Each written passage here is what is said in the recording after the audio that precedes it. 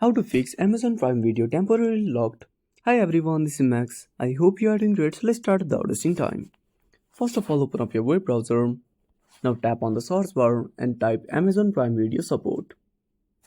Now open up the first website. Now tap on Contact Us. Now make sure to tap on three dots and enable desktop site. Now select the option. Select account or payment.